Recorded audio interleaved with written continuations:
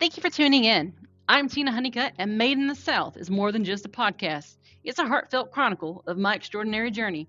From my humble beginnings of growing up in the foster care system of the 80s and 90s in North Carolina, I've faced and I've conquered it all.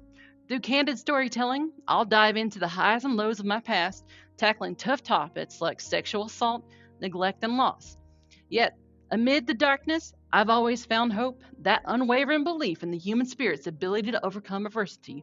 Please join me on this empowering voyage of resilience and growth, where together we can learn that no matter the starting point, a better life is always within reach. I truly envision this podcast not as just my own narrative, but as a platform for fellow survivors to share their stories too. Together, let's inspire and uplift each other. Thank you so much. Trigger warning. This podcast contains discussions of sensitive and potentially distressing topics, including but not limited to sexual assault, SA, neglect, strong language, loss of loved ones, suicide, and domestic abuse. Listener discretion is advised. If you're easily triggered or sensitive to these topics, please take care of yourself and consider whether listening to this content is appropriate for you at this time. If you or someone you know is in crisis or needs support, please reach out to the following hotlines: the National Suicide Prevention Lifeline for the U.S. is 1 800 273 TALK. That's 1 800 273 8255. Their crisis text line for the U.S. is text HELLO to 741 741. Again, that's text HELLO to 741 741. The National Domestic Violence Hotline for the U.S. is 1 800 799 SAFE. That's 1 800 799 7233. If you are outside the USA, please seek out your local resources and hotlines for support. Your mental health and safety are important, and help is available. You're not alone.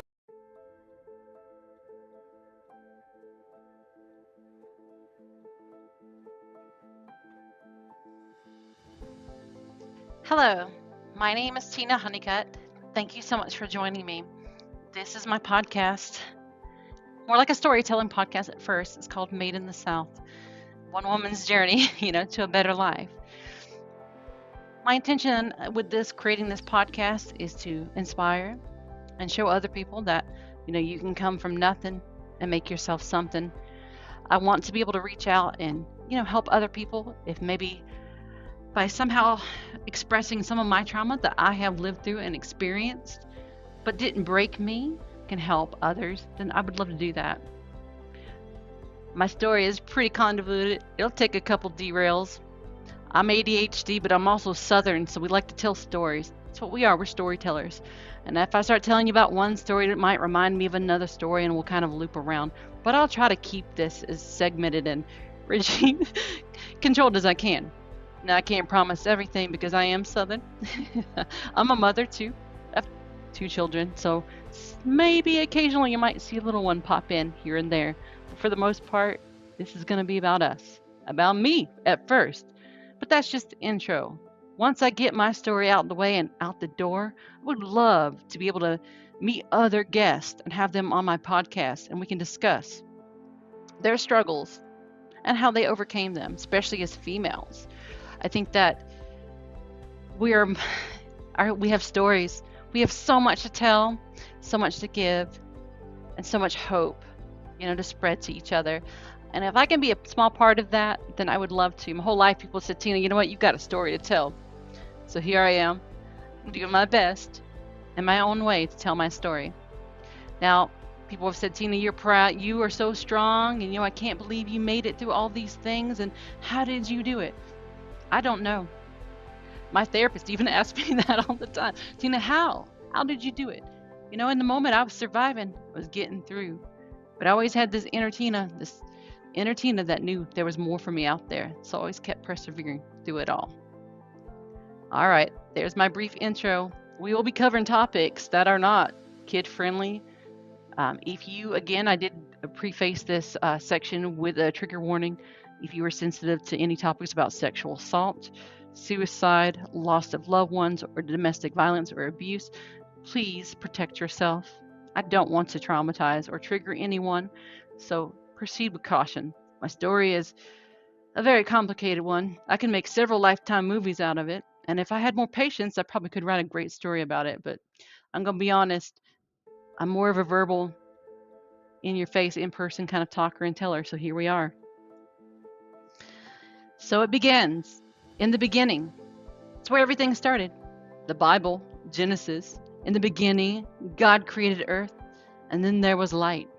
When the beginning, I wasn't planned for, not even slightly.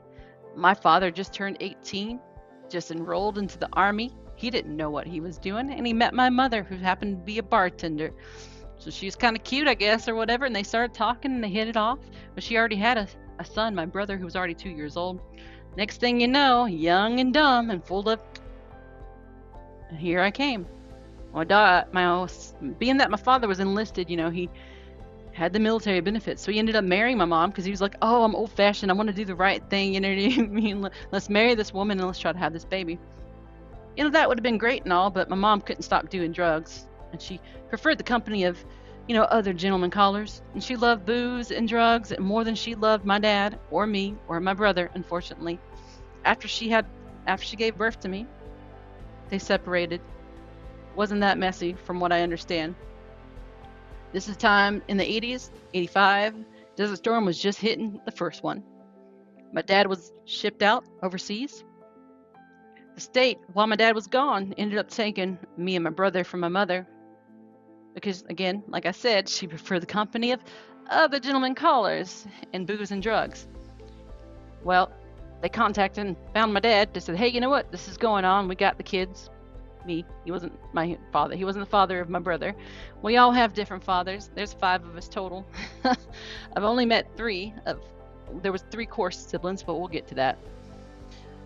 And he said, hey, we've taken the kids from Heidi. She's not very safe. Can you come take him? He's like, well, I'm in Iraq right now. I don't have the resources. So he ended up signing his rights away to me because he thought that I was going to go into the system and I was going to be adopted by this nice family. And they kind of I did for a brief moment, go, me and my brother, to this really nice elderly couple out on the beach in North Carolina Beach. I faintly remember, even though I was really tiny, that beach house and how happy we were playing on the beach.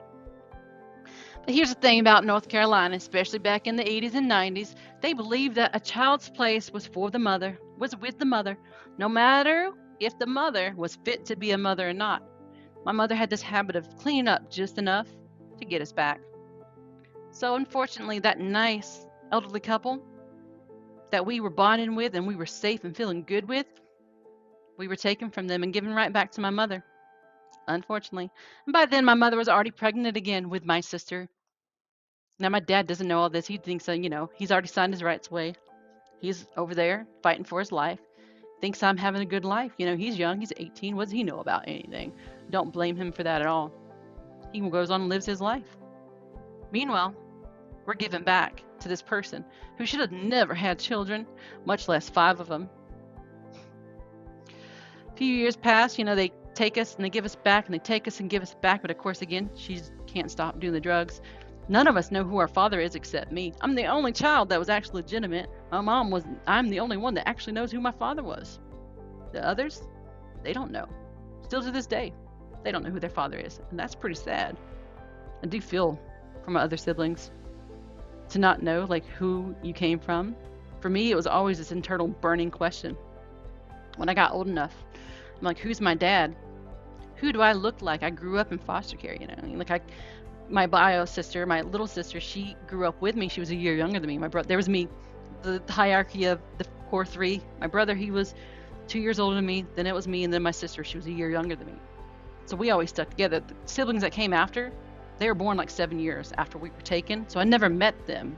We'd already been in the system for quite a while. And we were kind of, at that point, my sister and I, Sheila, were settled into the home that we eventually ended up getting adopted to. Again, my story, I'm telling you, it's kind of hard to run it in because where do you start? Already, I was living this life of trauma. My mom would just leave us children. The reason why the state took us from us because she wasn't taken care of. She would just leave us for days while she goes on binges. Us kids, my brother's 3. I'm 1 at the time. He's 5. I'm 3. My sister's 1. She just leave us. We would have to fend for ourselves, and that did include eating trash out of the trash can. I can remember one time, and people are like, oh, you're too young to remember this, but I do. I actually do remember. I remember my brother foraging in a trash can, pulling out some old nasty hot dogs from like, a 7-Eleven kind of type of place. And we shared that. I remembered that even then, I was like, I don't want to eat all this because I want my sister to have my part. And my brother did the same for me. He didn't eat much so he could give to me, and then I would give to her. I remember that we had one of the places that we were holed up in, all we had was a box spring mattress. I can remember the springs poking out as us kids, tried to sleep on it, cuddle up. I remember that we never had clean diapers. We were always dirty, always hungry. She didn't care about us. One of my earliest memories of my mother, and this is sad, this is not an early memory that any child should have. I went up to her and I said I was so thirsty. A little tot, in diapers. I said, Ma, I'm thirsty. You know what she did? She handed me a beer can. Said, here, drink. And so, of course, my little 2-year-old self went to drink. And, of course, there was some cigarette butts just floating up in there, and I drank it. And I puked pretty hard for that. I still can't stand the smell of beer to this day because of that. Cannot. The smell of beer, I always instantly remember that vivid moment. And the first food that you're supposed to remember should be like avocados, right? Or fruit. Or oatmeal. Not beer. Not beer tainted with freaking cigarette floating around in it. Well, if that doesn't paint a picture of how great of a mother she was, it gets better. It's like I was saying, if that didn't paint a good picture of what she was like as a mother, then I have a few more that are a little more graphic than that. And I'm going to try to make this as nice as I can. She had gentleman callers. She didn't care what they did to us, as long as she got high. That's just one of the many things. And I won't go into all the details on that one, but you can just imagine how upsetting it was to learn later on in life that she did that to us. I was raised very Southern, very Christian, and I really believed in saving myself for marriage. You could just imagine how much more so that I hated her even more because she took from me a gift that was supposed to be for me to give to somebody else. And the fact that she allowed those creatures to touch us, her children. I'm a mother. How anyone could do that and let that happen to their children, I will never fathom that. There will never be a space in my heart or life for this person. There cannot be. It just can't.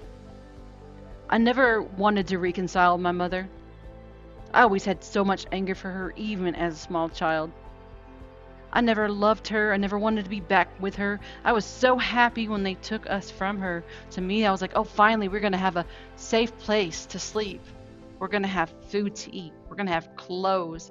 Someone is going to be there to take care of us. For me, foster care, the foster system, was better than anything that she could do for me. Unfortunately, my brother did not feel the same way. One moment. Unfortunately, my brother did not feel the same way. He thought the sun rose and set on my mom's ass. He was with her the longest. He was the first one. He loved her so much. Oh my God, he loved her so much. Like later on in life, my brother, man, he always looking for love in all the wrong places. And you know where that came from? From her. She never had it to give to us. She couldn't. She wasn't capable. Sure, I could rationalize it and say, you know what? She was poor. She didn't have much education. Most likely she was sexually assaulted too, you know what I mean, growing up. And then she got into drugs and she lost herself. And that's all she knew. I could make so many rationalizations for how she became the way she was, but I'm sorry. That's not okay. I fully believe that you are the master of your own destiny and that you can make those choices to be a better person. When I became a mother, it completely changed my whole life. I became a new person. I was no longer living selfishly. And not that I was a bad person or doing bad things, but it makes you now have someone else that you are taking care of for the rest of their lives. And if you don't take that seriously, don't have kids. Do not have children. Just don't do it. But my mother kept doing it 5 different times. My brother loved her. I can't even tell you how much he loved her. He loved her so much, and he hated me for a long time because of this. When I was 3, my mother threw me out of a 3-story building. Swear to God, swear on the Bible, all that kind of stuff. The only thing that saved my life was I fell into a rose bush. She took me to the hospital, high as a Georgia pine and drunk as a skunk. Well, told you, foster care took us from her multiple times and given us back to her. Well, this time they said, oh my goodness, maybe this woman is actually a danger to these children. So they actually took us from her fully and then sealed our files and put us into foster care system and then no longer let her have access to us. My brother hated me for years because he blamed me for us being taken from my mother. And I never knew that for a long time because I adored my brother, man. I thought the sun rose and set in his ass. You know what I mean? Like, I loved him. But he was always so indifferent and angry at me, and I could never understand it as a kid. I never could. He was always so sweet and kind to my baby sister, but not to me. He always took all his aggression and anger out on me until he left. We hopped into a couple different homes, and then we finally got settled into one with the Honeycutts, who eventually did adopt me and my sister Sheila. My brother was with us for a few years, but he didn't like them, so he went back in the system. He didn't want to be adopted. So when they asked if they could adopt, us kids, he said no. And I really wish I had listened to him at that time. But to me, I was little. I was like 6 when they asked me that question. And you know what I thought? I'm getting 3 square meals a day. I have food. I have a place to sleep. I don't have to be on the streets or in some ranky-dink warehouse. There's no strangers touching me that I don't want to touch me. Like, I have food. I have a chance to have education. I had safety, at least I thought I did. And to me, coming from the streets and from a mother that was neglectful and abandoned me, this was nirvana, right? Like, I didn't want to leave that. And these people had been in my life at that point for 3 years. So I was like, okay, this is stability. This is what I know. Oh, God. And then my sister, she, of course, didn't want to leave me. So me and my sister, we stayed together because that's all we knew. I didn't want my brother to go back into the system and go to another family. I wanted to stay with him. But again, I was too afraid to do it because I had gotten used to the stability of what we had in that moment with that foster home, that foster family, the Honeycutts. They had tons of kids. I mean, they were full on foster care. You know what I mean? Like, we had 2 bedrooms and there was 4 bunk beds in each room, 2 bunk beds in each room. So you got like 8 kids, at a time. So I would always meet these kids and they would move in and out, always. I got to the point where I didn't get attached to people because every time I cared about someone, they would leave. So you can imagine, like, growing up, that kind of, like, interaction with people. You get to know them and then 2 minutes later they're going off to another home. So I had a hard time when I got older to let myself open up to people and care about people, because I already started, even little as 5, I started building these walls up, the castle, to protect Tina on the inside. You can't hurt me if I don't care about you. If you leave, that won't hurt me, right? And also because my mom, like, it even goes back to my mom. I had so much anger. I was just full of it, burning, building up with anger to her. How could she do this to us? How could she do this to my sister? How could she do this to my brother? How could you do that? People are like, Tina, you should forgive and move on and reach out and reconcile and all that kind of stuff. But I'm not the kind of person that can do that, especially as a mother now. I can't fathom how she was able to do the things she could do. I would die for my children. If another man or a person put their hands on my child in an inappropriate way or manner, I would wear that orange jumpsuit gladly. I would. It's not even a question. If you say, hey, Tina, are you going to choose between your man or your child? I'll be single the rest of my life, happily so, in that orange jumpsuit. Like, to me, it's like, I don't get that. I could never fathom that. Drugs, I never got into that. Like, how could you let yourself go so badly over chasing something like that? I get it. She was trying to numb whatever, right? Yeah. But why not use protection?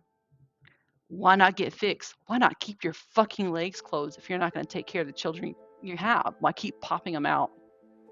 Why keep allowing bad people, with them, near them? Like, so many things that I could, expand upon on that.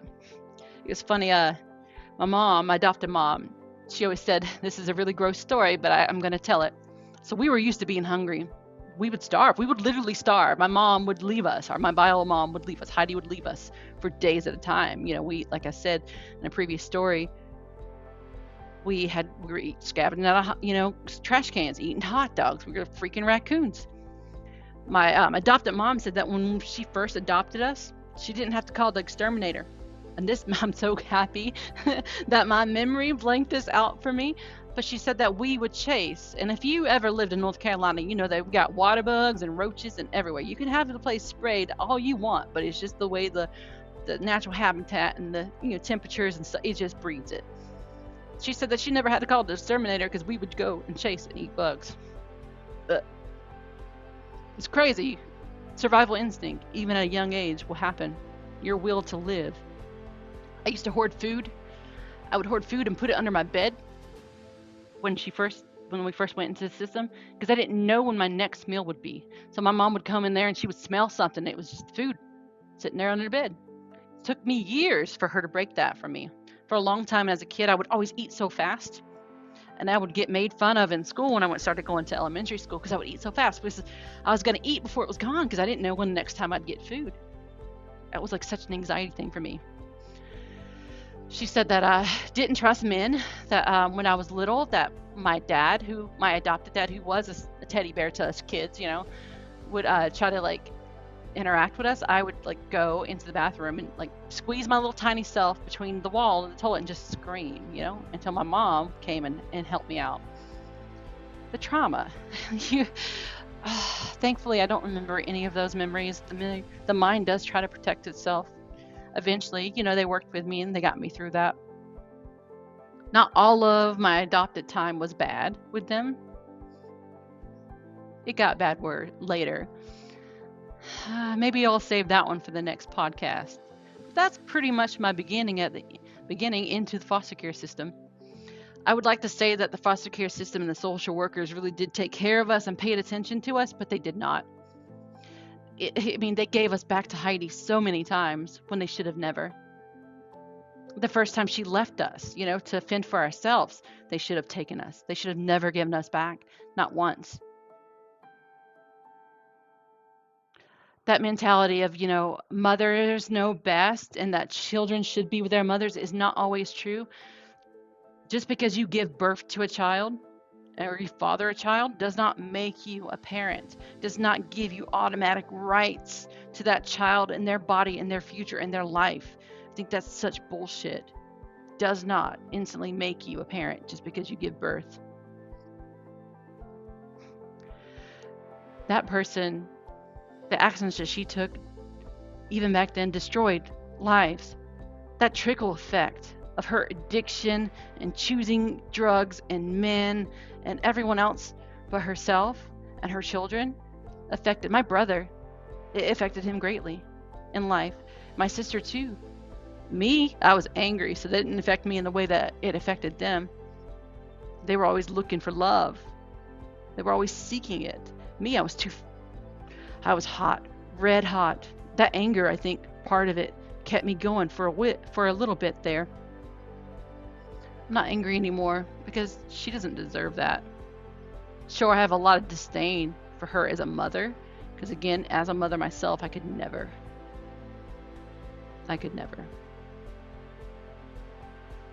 My babies mean everything. 1010%. I don't even question that, If I was hungry and they were too, guess who'd eat first? I'd go hungry for my kids to have food. But they're never going to get to a situation where we don't have food in my cupboards, because you know why? I work my ass off. I make sure my kids have everything that I never had. And maybe sometimes I overcompensate for it, especially because of my past. Me and my therapist, we talk about it. My kids aren't spoiled, but they definitely have a good life. And it's a good life that I created myself. I made myself. You know what I mean?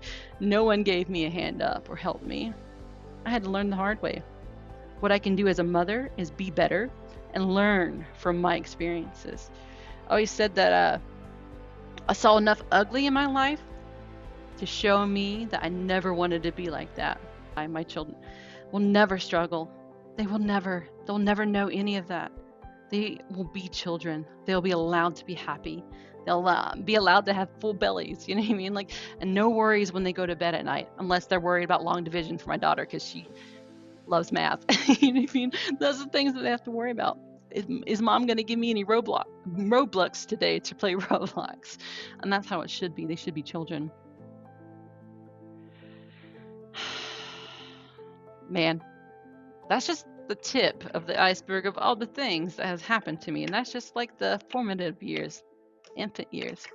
I still have a scar on my head from where she threw me out the window, and a chunk out of my leg that never grew back. It's a good reminder.